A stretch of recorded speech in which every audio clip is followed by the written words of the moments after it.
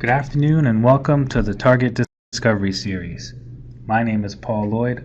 I'm the Education Program Manager for the Target Center, and I will also be your presenter for today. Before we get into the actual presentation, I wanted to just give you a layout of Adobe Connect for those of you just joining us. You can look at the slides and make them larger if you wish. You can also change the size and the contrast for the captions below that. You can also save the captions if you wish. Please use the Q&A area to submit any questions, and we will get to those and fit them into the presentation one way or another. And if you're watching the recording or you just are not able to use the Q&A area, even though it is accessible, you can also send questions to our email at target-center@usda.gov. And if we don't get to them in the presentation, we will get back to you with an answer. So that's the lay of the land, and now we'll go ahead and get started with today's presentation. Again, my name is Paul Lloyd. I work for the Target Center in the USDA Office of Operations, and every month we have Target Discovery Series webinars, a brief, less than an hour long introduction to a topic related to our Experience Ability Campaign Month.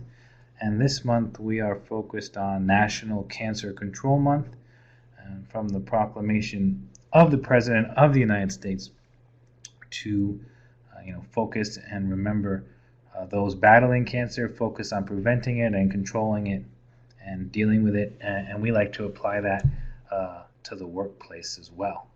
This presentation will be provided as an accessible PDF on the Target Center website, hopefully by the end of today. That's called Target 365, and that's where you can always go and see Target Center event content and materials after the event and download the presentation, etc. So let's get started. Today we're going to talk about discover how to reduce your risk of cancer. We have some graphic images on the screen that we stole from one of our partners that highlight some of the ways that most people could probably think of to reduce risk, such as don't smoke, eat healthy. There's a scale for weight and a glass for not saying drink water, but as a wine glass saying moderate alcohol consumption. So we're going to get right into that, and you're going to discover how to reduce risk. I keep saying reduce, I apologize. How to reduce risk, which we're talking about prevent and screen for cancer, and then innovative technology solutions. Technology such as smartphone applications that you can use while attempting to reduce risk, and also solutions in treatment, etc. We are not trying to present ourselves as experts on any of this information, but rather through experience and through collaboration with partners, we are able to bring a vast amount of information and resources together and hopefully break it down for you here in a simple way. And any follow-up that you require, we can connect you to the resources or individuals as needed. Where applicable, we do have the source included in the PowerPoint, and then I believe you can even click on those, and also you will be able to download the PDF. Okay, so reducing risk. Cancer.org, great resource on cancer, involved with the government. They have 6 main steps for reducing risk of cancer. I already mentioned some of them from the graphic. We're going to go through each in semi-detail after I list them out. But you want regular cancer screening tests. That's number 1. Number 2, you need to get to and stay at a healthy weight. So number 3 is exercise regularly. Number 4 is eat a healthy diet. Number 5, avoid tobacco. And number 6, limit alcohol. Now, I don't know about you, but out of those 6, well, let's say, well, hey, I think at least one I can say pretty good. 1 or 2, maybe. But definitely number 5 for me. But a lot of people do still smoke, and that is a known risk. But not a lot of people realize some of these other areas can help you reduce risk. Not eliminate the possibility of cancer, but reduce risk. So let's get into those.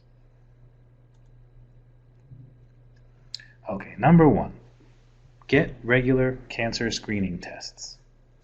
Regular screening tests can catch some cancers early when they're small, have not spread, and are easier to treat.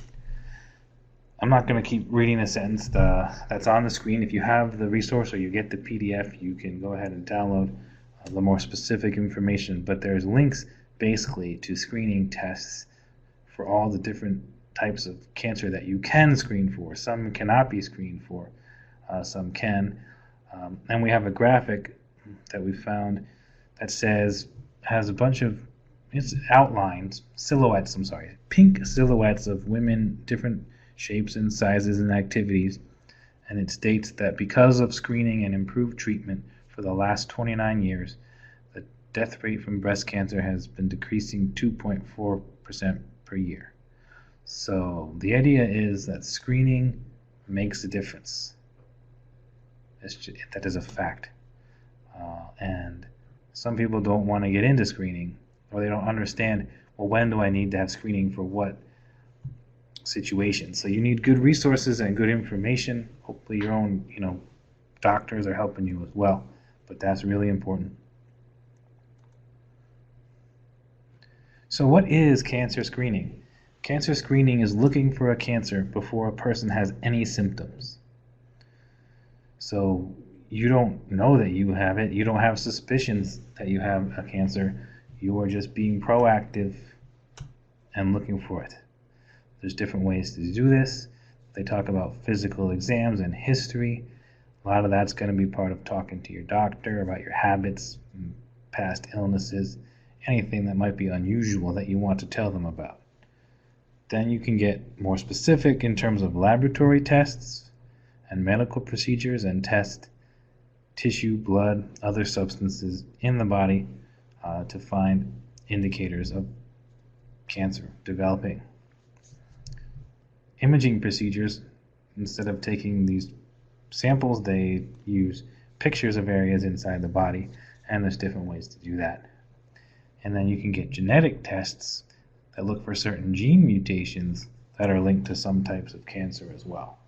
So depending on your situation, there's different testing that can be done or exams, and it's recommended that you learn for your own personal situation what screening should happen when. Now there are risks. Talking about reducing risk, but there are some risks with screening tests. Some are known to have some serious problems. You can get false positives, so you think that you are screened for cancer and it comes back positive. You can get false negative test results where you do have cancer or will develop it and you have a false negative. And then of course, even if you find the cancer, it may not make a difference for you. So in that case, is it worth it? Pros and cons. Do you need to know exactly, does it take a lot out of you to have the screening? Things of that nature. All of that should be considered. Okay, so number 2, and this is important for all of us, of course, and the earlier you start, the better, with a lot of these reducing risk. Now the screening, that might be a little bit later in your life, depending on your situation, but the rest you can really start right away. They even have guidelines, for example, for children to meet some of these reducing risk thresholds. So number 2, get to and stay at a healthy weight. So, pretty self-explanatory for your overall health in general, but being overweight or obese is certainly a risk factor for many cancers, along with other health problems. So you do need to learn to control your weight through regular exercise and healthy eating, which we'll get to. But again, the point here, and we have a photo of a scale with some fruit on it. I guess you're not really weighing the fruit, right? You're just trying to illustrate healthy weight. But you've got to find a way to get to your healthy weight and stay at it. beyond that, the debate becomes what is a healthy weight versus a happy weight. So what we do is we have two trends, at least in our country, the United States. We can have two trends that are going opposite of each other. On the one hand, we want people to be body positive. We want to make sure, especially with women, that people are not having some almost unhealthy standard for what weight should be. You see all this in the news with celebrities, with health experts, etc. If you're watching Dr. Phil, I guess, all this different information sources. Weight, fatness, thinness, all of this is a very big topic in society, and everyone says our whole country is getting more and more overweight or obese. And then there's also talk about, weight is just a number. There's a lot of factors. So let's look at something called BMI. But BMI sometimes, maybe if you're an athlete or have heavy bones, excuse me, can be misleading. So then sometimes they say, well, the most important thing is to check your waistline, around your hips, to make sure that your belly,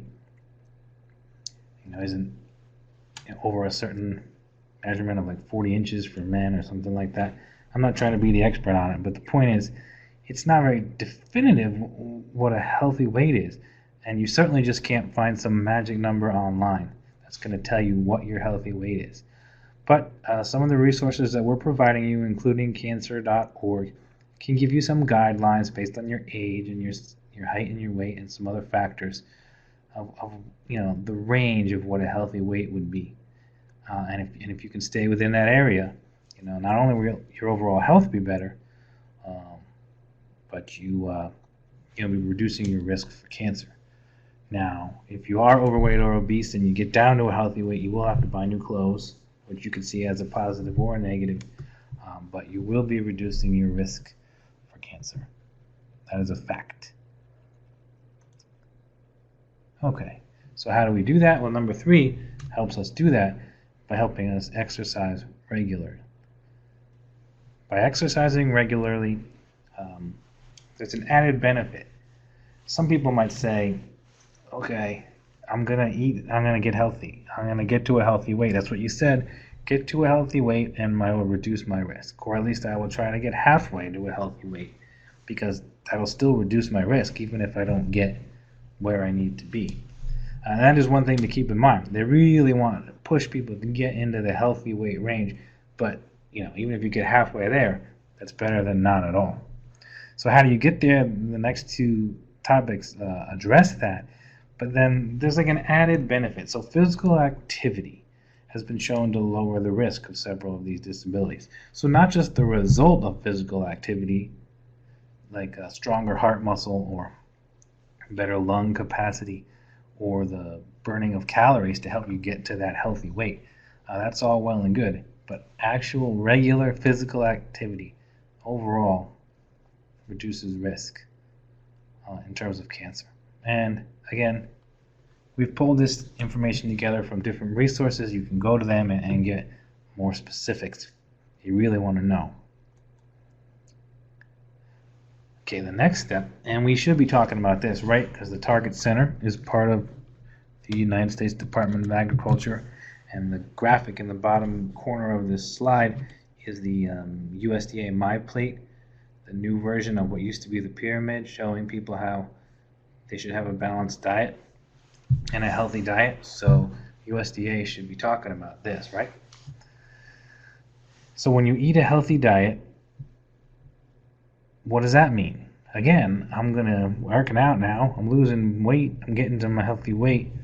Doesn't matter what I eat along the way, as long as I get to a healthy weight and I'm exercising. Does it really matter what I eat? And of course the answer is, well, yeah. If you eat a lot of different vegetables and fruits, certain healthy foods are, help you lower risk of cancers, certain cancers. And then of course you'll see study after study come out, and some will say, oh, if you eat this, this is going to happen. If you have artificial sweeteners your whole life, yeah, you got skinny by eating artificial sweeteners, but actually we found out artificial sweeteners contribute to this cancer. So you do have to be concerned about, what you see out there, what's true. Um, the real thing to do with cancer.org and the American Cancer Society is to have these trusted resources and look at what they're telling you to do, not what they're telling you not to. You're seeing people say, don't do this, it's going to hurt you. But, what in terms of food, what are they telling you you need to have to help you? And this is where that getting those fruits and vegetables, having less of the red meat and the processed meat, and whole grains versus white, which is actually, you see a lot of that everywhere. And then of course eating fewer sweets. So some of it is aimed at getting and staying into shape, and some of it is the actual type of food. How is it good for you or not good for you? And then some people are going to argue. Some people are going to say, well, you shouldn't be eating meat at all, or some people say you have to have meat. And again, you have to kind of cut through all that noise and say, okay, well, where am I? What risks am I concerned about? What foods would help with that? What is already part of my diet and my beliefs that fits with this? It doesn't have to be cut and dry. You don't have to check every single box on all these items, to reduce your risk of cancer. So I think that's important to know. Another thing to think about here, and this also came through as part of a question, so thank you for the the participant who brought this up. But what about looking at, are you too thin? Could weight fluctuations create any additional cancer risk? I don't want to answer that as an expert. We'd have to kind of look into that to really know the answer to that question. But I did want to bring it up as a point for people to think about, and again to say, well, if you're too thin, that's why they say healthy weight.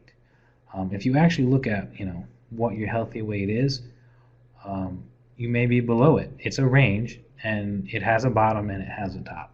So you do need to be in that healthier range. And the idea in general, is that your body is able to do what it needs to do to live and be healthy and fight off what it needs to fight off, and etc. If you're in that healthy range. Now, is there a specific cancer related to it?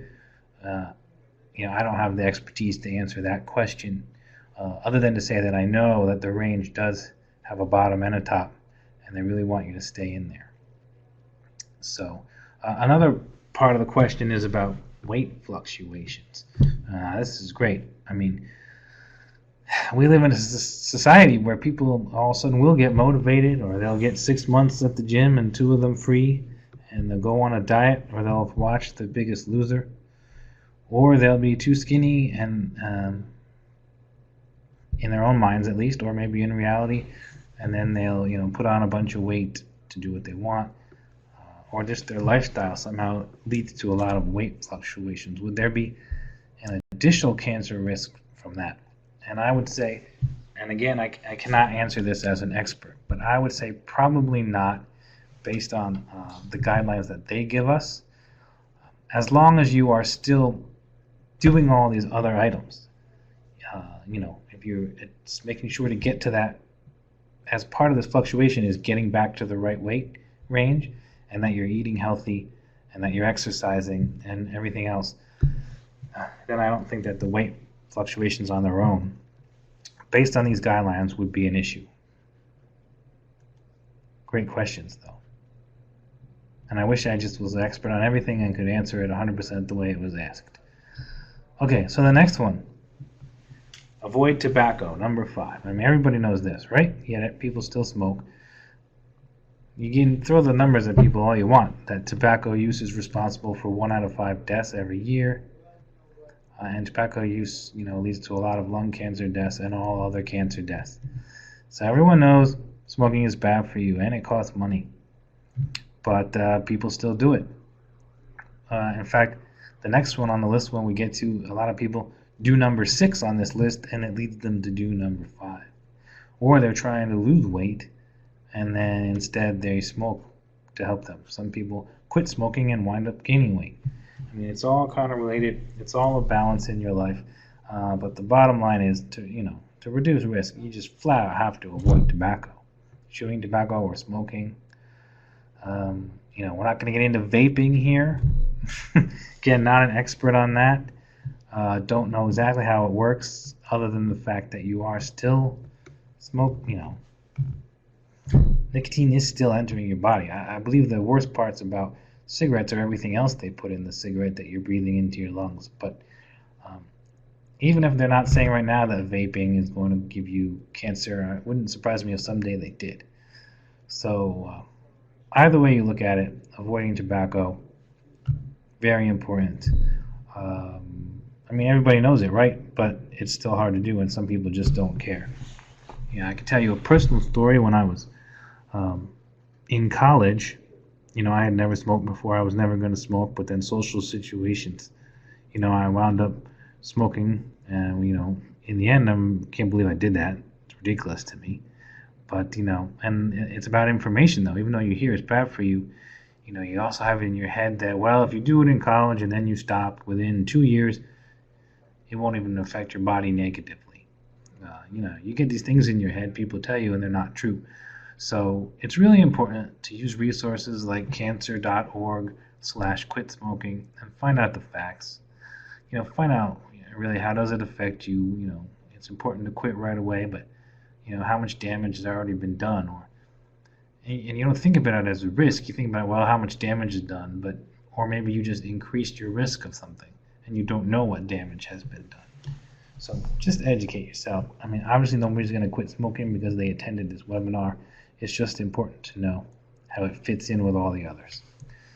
And then, of course, the most interesting one on the list, limit alcohol. Now, there are some health benefits to certain alcohols, but research has also shown that certain kind of cancers, including breast cancer, liver cancer, alcohol can increase your risk of getting those. And the more you drink, the higher the risk. So the government sort of put out some guidelines: 2 drinks a day for men, 1 for women, and they kind of tell you the size of what those drinks might be as well. 12 ounces of beer, 5 ounces of wine. So you can drink 2. If you're a man, you can drink 2 of those drinks every day. So that should be enough. I don't know that they let you know exactly how that works out over a week. Could you take 6 days off and then have 12 drinks? Again, that's the kind of thing college students are trying to figure out. But here, as adults in the workplace, I think it's reasonable. It's not saying no alcohol at all. So you can get some of the health benefits if you're drinking something like wine, but the more you drink, the higher the risk. That's really the takeaway from this. It's okay to drink some, but the more you drink, the higher the risk. All right, so there are technology solutions out there to help you reduce risk. One I wanted to point out is called the Super Tracker. This is, again, a USDA application on the web where you can kind of track and have personalized nutrition and activity plans, sanctioned, I guess, by USDA and the government. So it fits in with my plate and everything they're trying to do. I would be yelled at if I didn't bring that up. But of course, there are many, many apps that you can use on smartphones from private industry that people are already using that are very valuable. So, first, some of the technologies I wanted to bring up. We have 2 black boxes here, which are actually YouTube videos. So, unfortunately, the way it works is you can't see these inside Adobe Connect, but when you get the PDF and the PowerPoint, if you download it from Target 365, you can see the videos embedded. Or, of course, there's a link underneath, Fitbit demo and instant heart rate app demo. You can click on these now and open them and bookmark them for yourself, or at another time.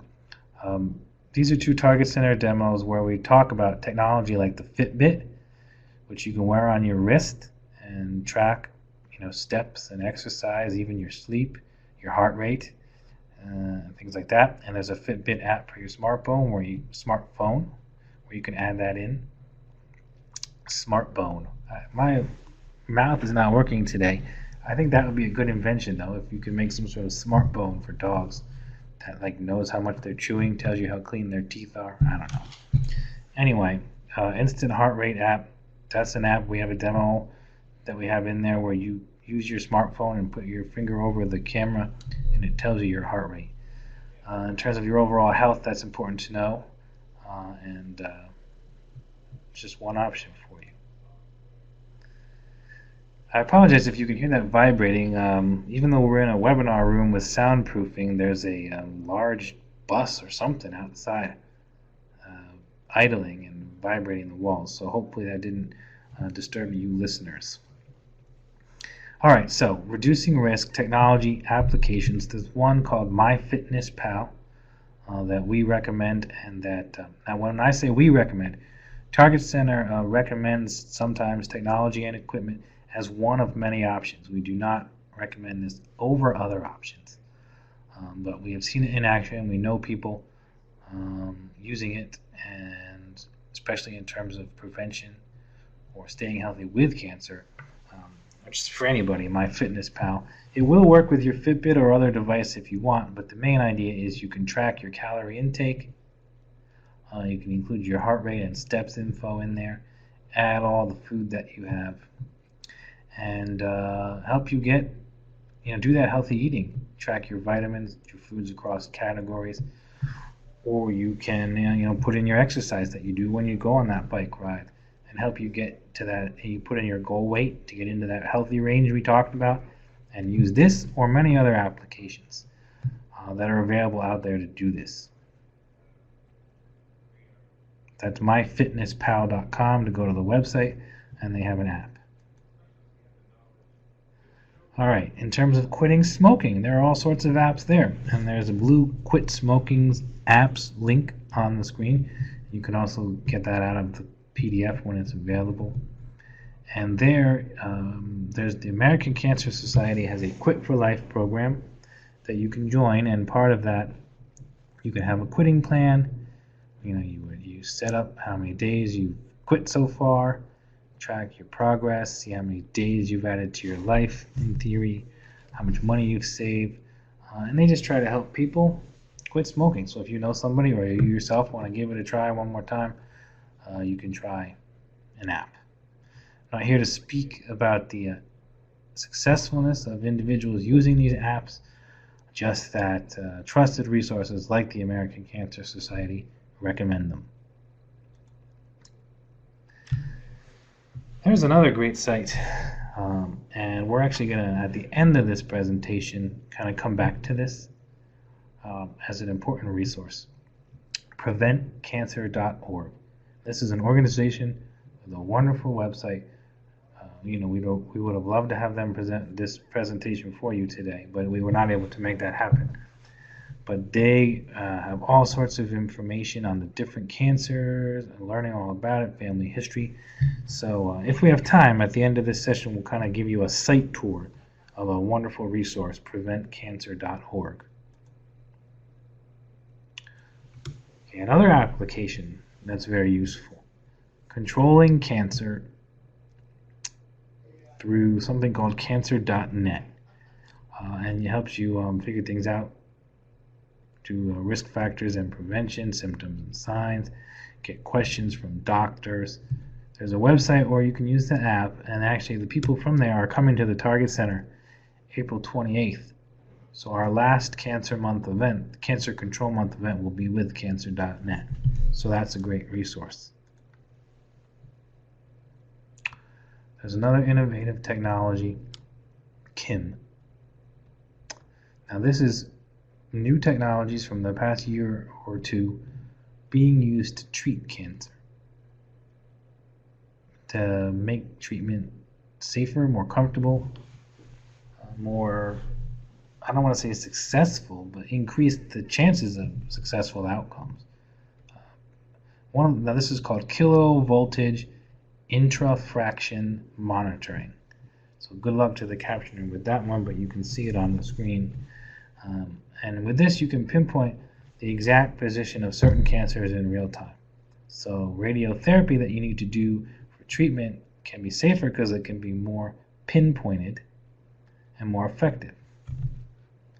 So that's KIM. That was invented in Australia, And you can read more about it from the Australian Broadcast Commission. Another interesting innovation that we found is the cyber knife.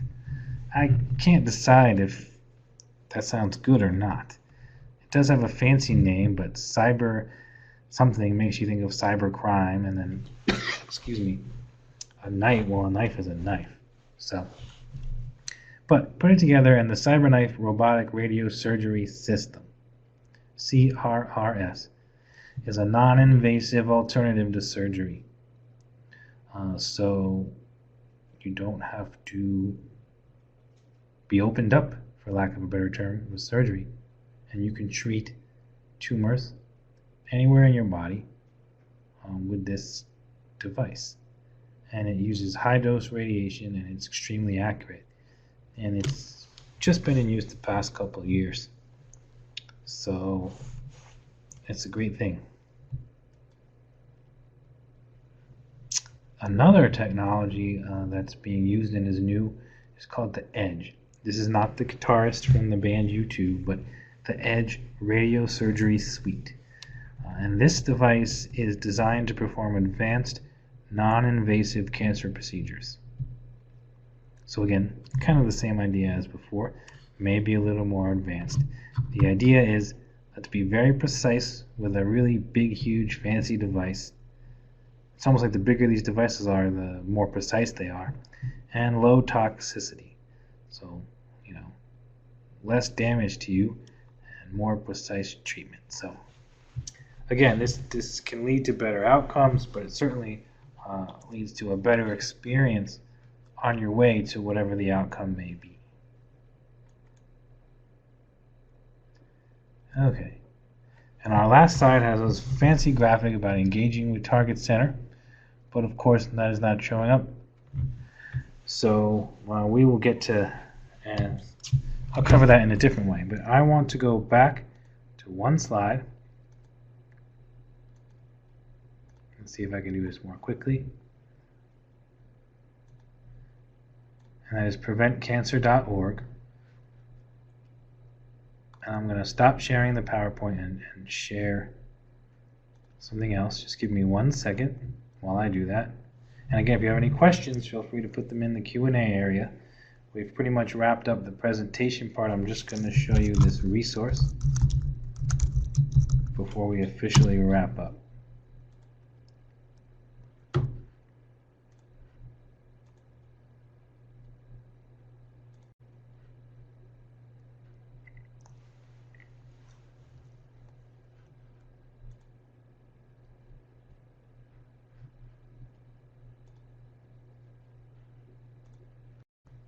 Okay, so hopefully right now you can see preventcancer.org as I see it on my screen.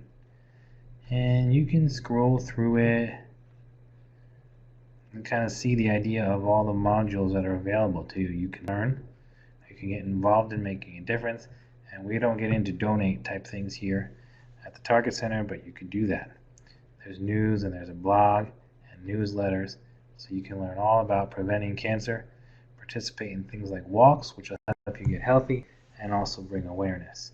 So lots to do there, but we just like to point out two things here.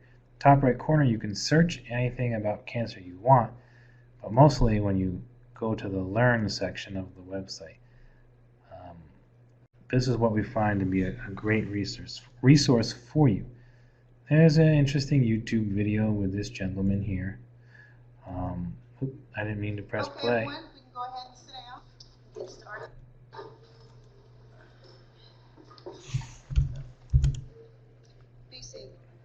You're probably watching that with me now because I have no idea how to turn it off.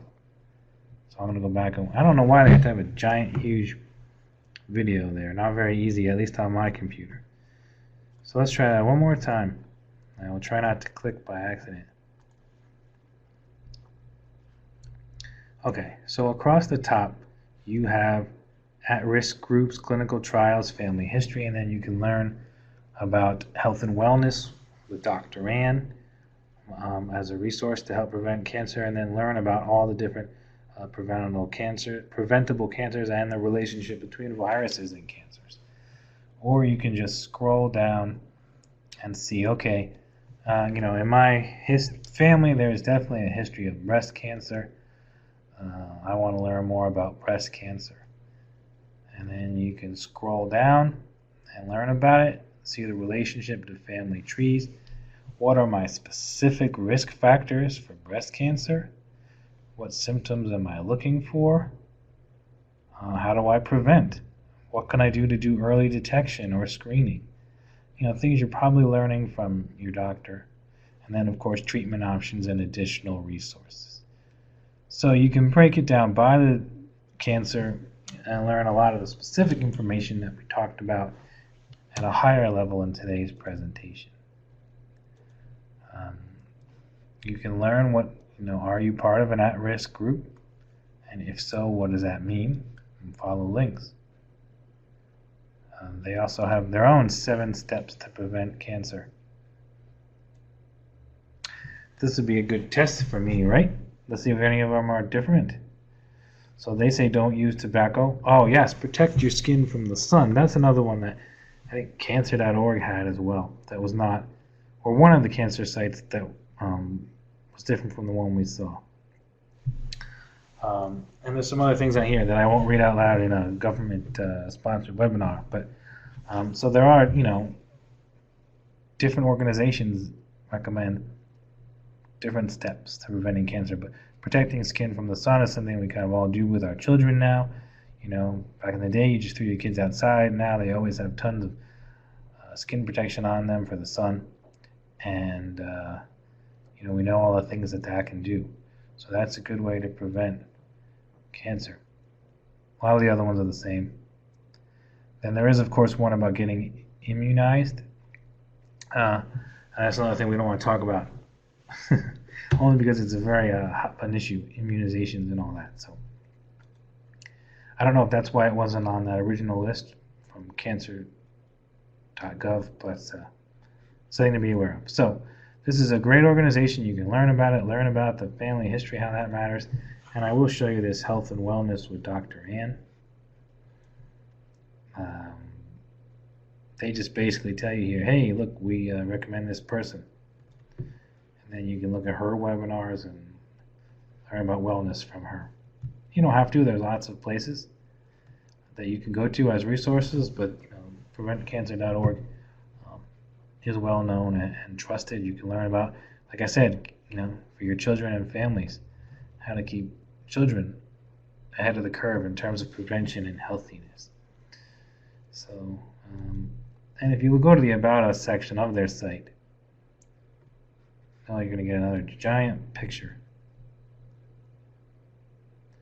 So they are a foundation, 501c3 nonprofit.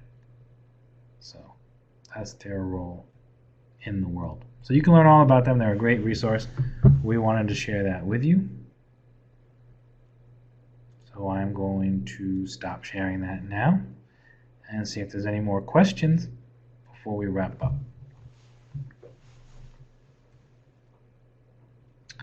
So I don't see any more coming in, so I just wanted to thank all of you for joining us.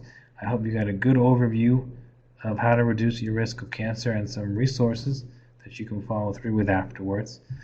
This presentation is recorded, so it will be posted to Target 365. It should be by the end of the day unless something comes up, and the accessible PDF of the presentation with the resources will be there as well. I'm going to open Target 365 for you so you can see what that's like. And you can also sign up there to get email notifications when we weekly email digests of what's put on Target 365. It's not working in my browser right now. Hopefully it is for you. And then I'll wrap up just by also opening a survey. We would love your feedback on this presentation, if it was useful to you, met your expectations, so we can make improvements and keep doing the good things that we're doing in the future. So thank you very much, and we will see you next time on the Target Discovery Series. Have a good day.